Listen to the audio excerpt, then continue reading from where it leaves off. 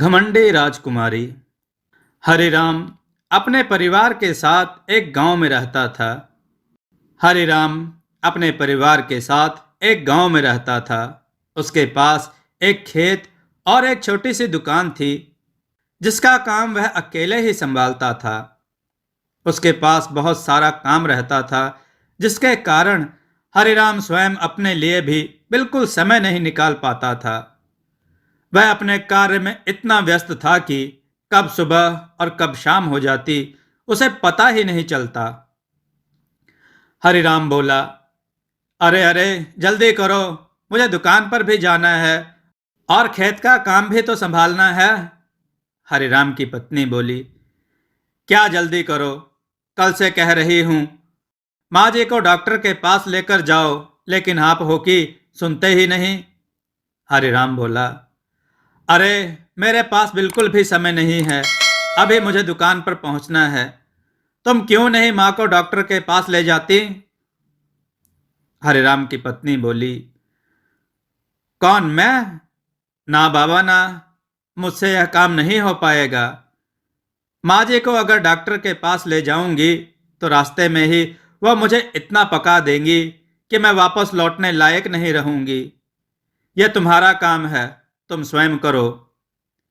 हरिराम बोला, अच्छा ठीक है, अभी मुझे दुकान के लिए देर हो रही है, दोपहर को मैं माँ जी को डॉक्टर के पास ले जाऊंगा।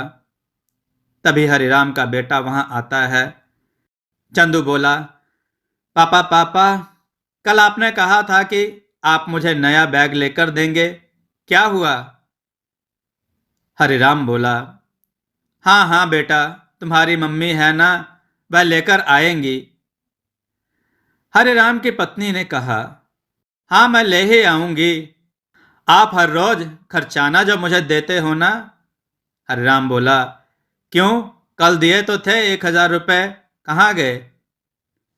हरिराम की पत्नी बोली, कहाँ गए का मतलब क्या है? घर का राशन नहीं आता क्या? अब रोज रोज मुझसे हिसाब मांगोगे क्या? चंदू ने कहा, मुझे नहीं पता पापा, लेकिन आज ही मुझे नया बैग चाहिए। मेरे स्कूल में सभी बच्चों पर नए नए और सुंदर बैग हैं।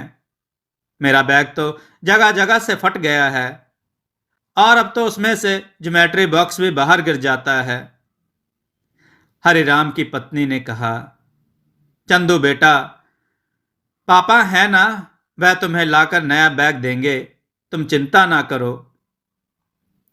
हरिराम की पत्नी ने कहा, पिता हो, पिता का फर्ज तो पूरा करना ही पड़ेगा। चंदू का नया बैग आज ही लेकर आना है। हरिराम ने कहा, अच्छा ठीक है, मैं ही लेकर आ जाऊंगा, लेकिन अभी मैं दुकान के लिए जा रहा हूं, बहुत देर हो चुकी है। हरिराम घर से बाहर निकलकर थोड़ा ही दूर पहुंचता है, तब तक पीछे से उसकी पत्नी कहती है, अच्छा सुनिए जी, बाजार से आते आते अंगूर लेते आइएगा। हरिराम बोला, तुमसे कितनी बार कहा है कि जाते समय पीछे से मत टोका करो। हरिराम की पत्नी बोली, टोक नहीं रही हूं, मैं तो माँ की फरमाइश आपको बता रही हूं।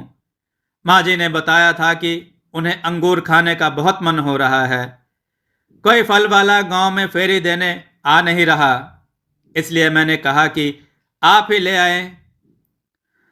उसके बाद हरिराम काम पर जाने लगता है, लेकिन तभी उसकी माँ आवाज लगाती है, हरी, अरे ओ हरी। हरिराम बोला, अब आपको क्या हुआ माँ, आप क्यों बुला रही हो? वैसे भी मुझे काम के लिए देर हो रही है। हरिराम जल्दी से माँ के कमरे में जाता है। हरिराम की माँ ने कहा, हरी बेटा, तो दिन भर काम करता रहता है, जरा कुछ समय के लिए इस बुढ़िया के पास भी बैठा कर। हरिराम बोला, माँ, अभी मुझे दुकान के लिए देर हो रही है, मैं दोपहर में आकर तुमसे ढेर सारी बातें करूंगा। यह कहकर हरिराम जल्दी जल्दी अपने काम पर निकल जाता है। दोपहर को वह स्कूल बैग और अंगूर लेकर घर लौटता है। हरिराम ने कहा, माँ, ओ माँ, जल्दी से तैयार हो जाओ, डॉक्टर के पास जाना है। अगर समय पर नहीं पहुंचे तो वह घर से निकल जाएगा। हरिराम की माँ ने कहा, हाँ हाँ बेटा, आती हूँ। हाय राम, इस उम्र में तो ठीक से पैर भी नहीं उठते, जल्दी जल्दी चलने की तो दूर की बात है। हरिराम अपनी माँ को पकड़कर उन्हें रिक्शे में बैठाता है और डॉक्टर के पास निकल जाता है। वापस आकर हरिराम बोला, अरे सुनती हो, माँ का ध्यान रखो, इनकी तबीयत वाकई में बहुत खराब है। मैं डॉक्टर की बताई हुई दवा को लेकर आता हूँ। हरिराम की पत्नी कहती है, अरे आते समय क्यों नहीं लेकर आए?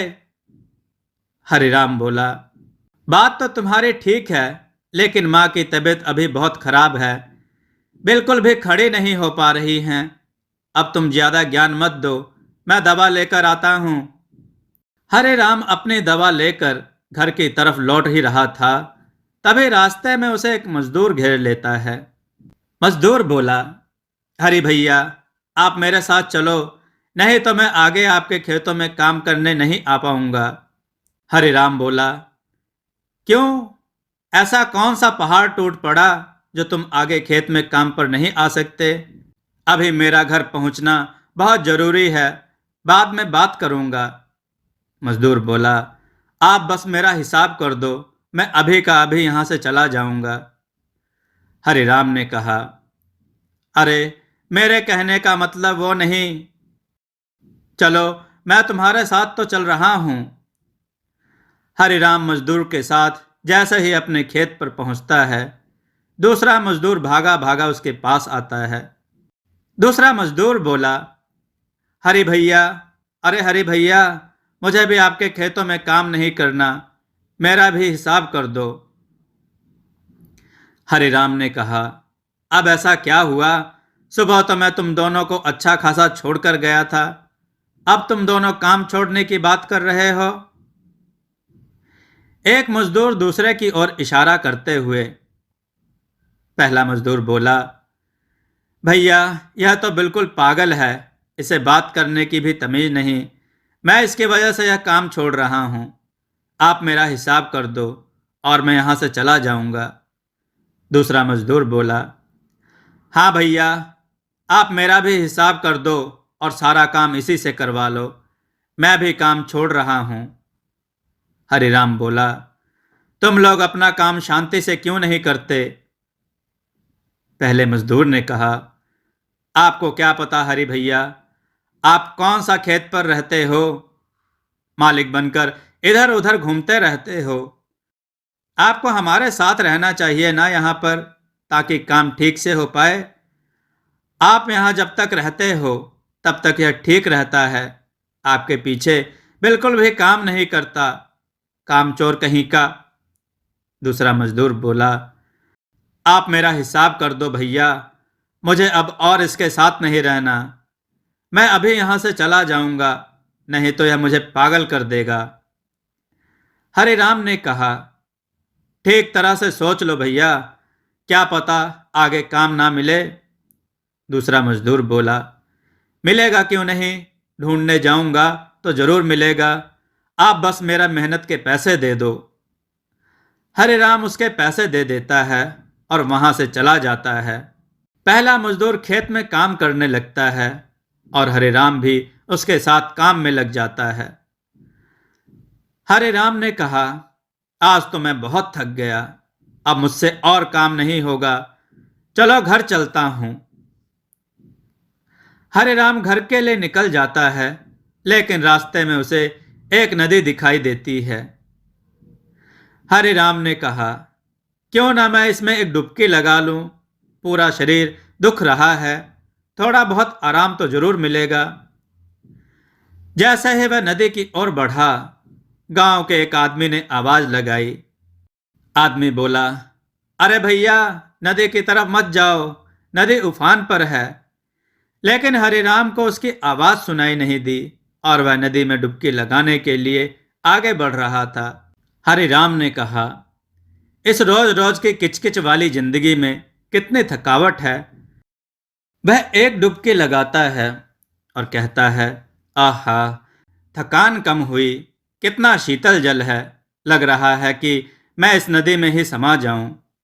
दोस्तों, आपको यह कथा कैसी लगी? अपने विचार और सुझाव कमेंट में जरूर दें। हमारी कथाओं को लाइक करें, हमारे चैनल को सब्सक्राइब करना न भूलें। हमारी कथाओं को शेयर जरूर करें जिससे लोगों को अच्छा ज्ञान प्राप्त हो। जय श्री राम भक्तों।